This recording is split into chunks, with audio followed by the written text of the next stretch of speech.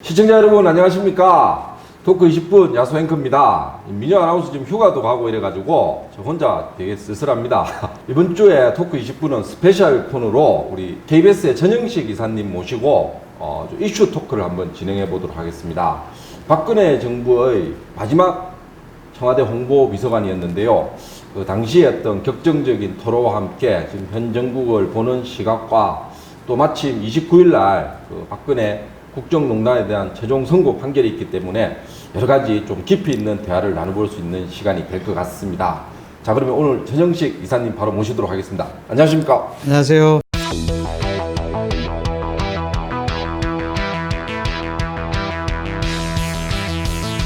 오늘 이슈 토크 제목이 박근혜 정부 마지막 홍보 비서관의 격정 토로입니다. 일단 그 스튜디오에 가서 본격 토크를 하기 앞서서 이렇게 소담한 카페에 왔는데 분위기 좋습니다. 괜찮죠? 예. 네.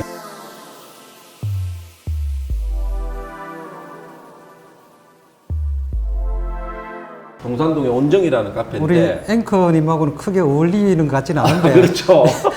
분위기 아주 좋습니다. 마침 손님도 없고 이래가지고 예. 아주 편안하게 촬영을 하고 있습니다. 예. 자, 그러면 현 정부에 대한 얘기를 해보고 싶은데요. 네. 마침 지금 조국 인사청문회 정국인데 이렇게 조국 전 수석이 지금 사모펀드라든지 웅동학원을 사회에 다 환원하겠다고 그렇게 얘기를 하고 첫 번째로 제 처와 자식 명의로 되어 있는 펀드를 공익법인에 모두 기부하여 이 사회의 혜택을 제대로 받지 못한 소외된 사람들을 위해 쓰이도록 하겠습니다. 두 번째로 웅동학원 이사장이신 어머니께서 이사장직에 물러나는 것을 비롯하여 저희 가족 모두는 웅동학원과 관련된 일체의 직함과 권한을 내려놓겠다고 저에게 밝혀왔습니다. 어떻게든 지금 물러서지 않을 태세거든요. 네. 이게 좀 어떻게 보시는지 한번. 조국은 참 위선 덩어리죠. 저는 예. 조국을 볼 때마다 옛날부터 위선 덩어리라고 생각을 합니다. 근데 이제 이게 조국이라는 사람이 문재인 정부의 대표 상품이죠. 예. 문재인 정부가 내세우는 가장 대표적인 상품인데 문재인 정부 자체가 좀 위선적인 정부입니다. 예. 그런데 이게 조국이 그걸 완전히 그냥 몸으로 그냥 다 보여줬다고 생각을 합니다. 오늘 그렇게 얼렁뚱땅 넘어갈 문제가 전혀 아니고 사실은 예. 이제 사표를 내야 될 상황이고 저도 청와대에 있어 봤습니다만은 이런 큰 사건이 터지면 청와대는 전체 여론 흐름을 이제 다 예의주시하게 돼 있습니다. 예. 지금 타이밍은 저는 딸 문제가 나왔을 때 이미 조국은 사표를 냈어야 됩니다. 그런데 그 타이밍을 놓쳤죠. 놓치고 예. 지금 계속 이렇게 국민 뜻에 이렇게 반대로 나가고 있는데 예. 저는 올해 물론 이 사람들은 버틸려고 작정한 것 같습니다만은 예. 버텨봤자 좋을 게 하나도 없는데 왜 이러는지 잘 모르겠습니다. 한간에는 조국을 법무부 장관이 아니라 금융위원장 혹은 교육부 장관을 시켜야 된다.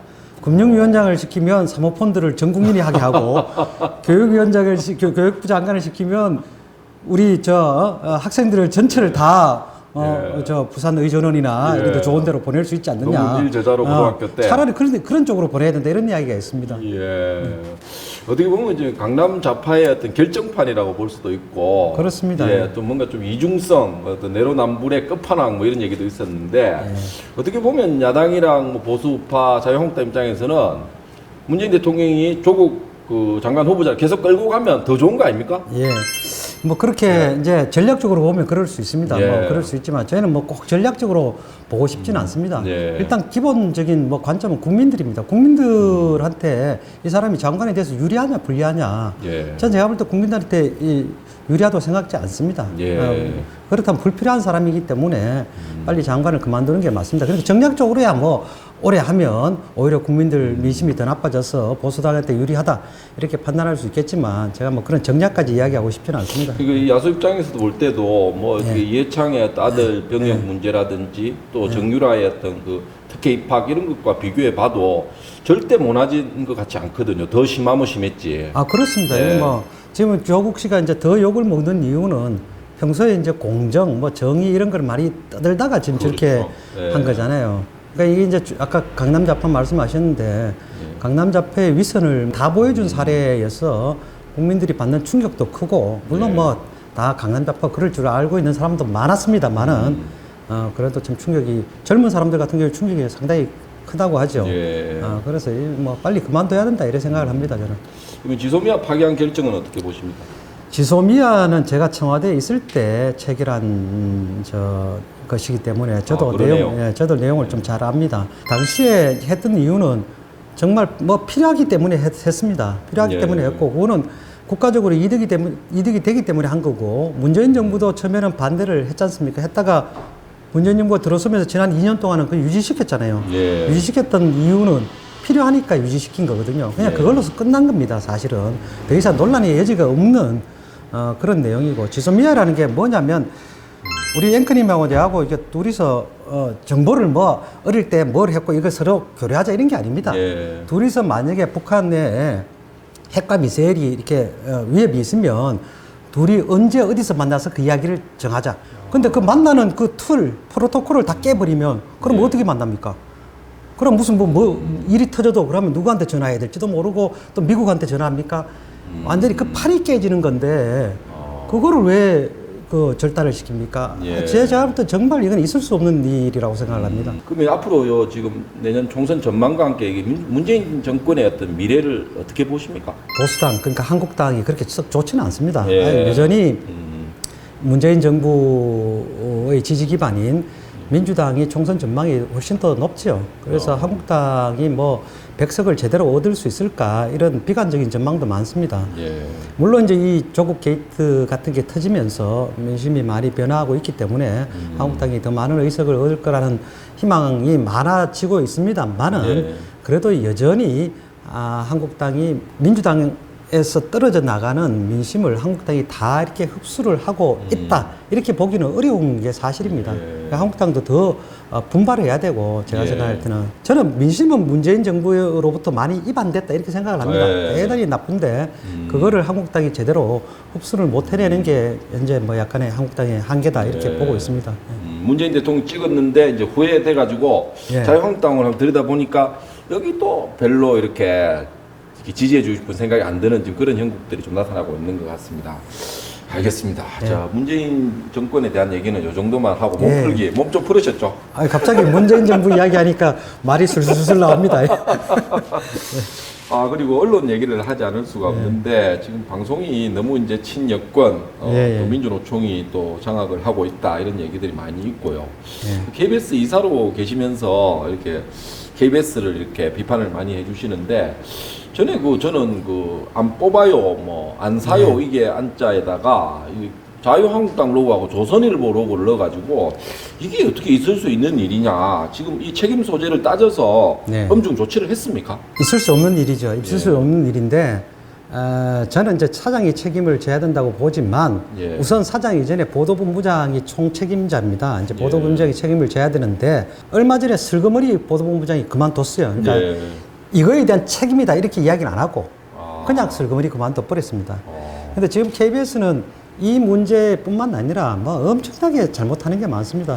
얼마 전에 대구 여기 방송국에서도 9시 뉴스를 뭐 며칠 전 7시 아침 뉴스를 그냥 저녁 9시에 읽어버리는 예. 그런 일이 벌어졌습니다. 그리고 다 뉴스에 대한 문제입니다. 약간의 또 새로운 본질이 뭐냐면 국민들이 KBS를 옛날만큼 많이 보질 않습니다. 예. 많이 보지를 않다 보니까 KBS가 엄청나게 문제가 많은데도 다 모릅니다. 그냥 문제가 그냥 묻혀서 가는 게 엄청 많아요. 예. 옛날 같이 한 20%, 30% 이때 볼 때는 막 KBS의 사소한 이제 보도도 막 회자가 많이 되는데 예. 지금 이제 잘 안 보니까 예. 회자가 덜 돼서 그렇지 정말 문제들이 많습니다. 적자도 한 1,000억 났죠 작년에. 그렇습니다. 작년에 한 600억 났고 예. 지금 상반기에 800억 정도 어휴, 예. 났어. 올해까지 하반기까지 하면 1,000억 날 예정인데 예. 뭐 그까지도 뭐 그렇게 감내할 수 있는데 예. 내년에도 또 1,000억 납니다. 내후년에도 또 1,000억 납니다. 향후 5년간 1,000억 나는 걸로 그렇게 1,000억씩 나는 걸로 시청률 작살나고. 시청률 작살나고 예. 영향력 떨어지고 신뢰도 KBS 이사인데 이런 말씀드리면 좋고 신뢰도 빵점입니다. 예. 신뢰도 떨어지지요. 적자 계속 나죠. 사실은 큰 문제입니다. 큰 문제인데 저는 KBS 문제가 이렇게 당장 고쳐지기 어렵다고 보는 게 예. KBS를 지금 구성하고 있는 현 집행부가 노조 세력들입니다. 노조가 만든 세력들이에요. 이 사람들은 지난 9년간 자기들이 기회가 없어서 뭐 이렇게 보직을 못 받았다고 그러지만 예. 경험과 능력에 대한 검증이 안 된 사람들입니다. 그런 사람들로 다 이제 집행부를 구성해서 과거에 일했던 조금이라도 지금 이제 세상이 많이 바뀌고 있잖아요. 예. 바뀌고 있으면 경험 있는 사람을 절반은 써야 될 거 아닙니까? 예. 100% 잘라버리고 노조 세력이 들어와서 지금 KBS 뉴스를 만들고 있기 때문에 예. 계속 문제가 터지게 돼 있습니다. 예. KBS 다른 이사들이랑 구성원들은 천 이사님 정말 싫어하겠네요. 뭐 그래도 예, 인간적으로는 좋아하리라 믿습니다. 아, 예. 근데 이 비판을 사실은 이제 쓰라리게 좀 받아들여야 될 것 같습니다. 그래야지 KBS도 좀 거듭날 수가 있고 네. 또 너무 이렇게 친정부적인 성향을 보이는 것도 좋지만은 어느 정도의 어떤 객관성과 합리성이 담보가 돼야 되는데 맞습니다. 예. KBS를 살려야 됩니다. 이게 공영방송인데 이거 그렇습니다. 죽게 놔둘 수는 없습니다. 예, KBS 이사로서 어떻게 보면 소속감과 애정을 갖고 하는 비판이기 때문에 뭐 KBS가 좀 변하는 데 있어서 또 이사님 역할이 또 필요한 부분이 분명히 소금과 같은 역할이 필요하다고 생각이 됩니다. 그리고 뭐 좀 이렇게 대구 얘기를 좀 해볼까요? 예, 그러시죠. 예. 대구에서 이제 청송에서 언제 대구로 오신 겁니까? 저는 초등학교 1학년 때, 예. 초등학교 1학년 때까지 이제 청송에서 마치고 예. 초등학교 2학년 때 이제 건너왔습니다. 그럼 원래 어릴 때 꿈은 뭐였습니까? 어릴 때는 그냥 시골에서 자랐기 때문에 아주 예. 어릴 때는 예. 별다른 꿈이 없습니다. 꿈이 없었고 여기 와서는 저희 아버님이 이제 초등학교 선생님을 하셨기 때문에 그냥 뭐 이렇게 교육자 집안이죠. 예, 뭐 이렇게 나중에 선생님이 뭐 되면 어떨까 뭐 이 정도 이렇게 소박하게 살았습니다. 그다지 뭐 큰 꿈을 갖고 있지는 않았습니다. 예. 서양사학과는 왜 가셨죠? 서울대학교 서양사학과. 저는 약간 이제 뭐 책을 읽는 걸 조금은 좋아하는 편입니다. 예. 그래서 대학을 가면 이제 철학이나 사학을 좀 공부하고 싶었습니다. 예. 그래서 뭐 그렇게 하다가 원래는 제가 국사학과를 가려고 했는데 제 뭐 주변에 분들이 국사는 어차피 공부하게 돼 있으니까 예. 역사의 기초는 서양사다. 어. 서양사를 공부를 좀 하고 그다음에 국사를 공부하는 게 더 집중적으로 파고들 수 있으니까. 낫다. 그때만 해도 제가 이제 공부를 하겠다 이런 생각을 해서 예. 그런 권유를 받았어. 학자로서 그래서, 생각도 예, 있으셨고. 그래서 이제 서양사를 가게 됐습니다. 그렇군요. 오늘 저 최정식 KBS 이사님 모시고 카페에서 아주 편하게 문재인 정권에 대한 얘기랑 그리고 언론에 대한 얘기, 대구 이야기 잠깐 나눴는데요. 이제 본격 토크, 이게 박근혜 정부의 마지막 공보비서관의 격정 토론은 스튜디오로 옮겨서 진행하도록 하겠습니다.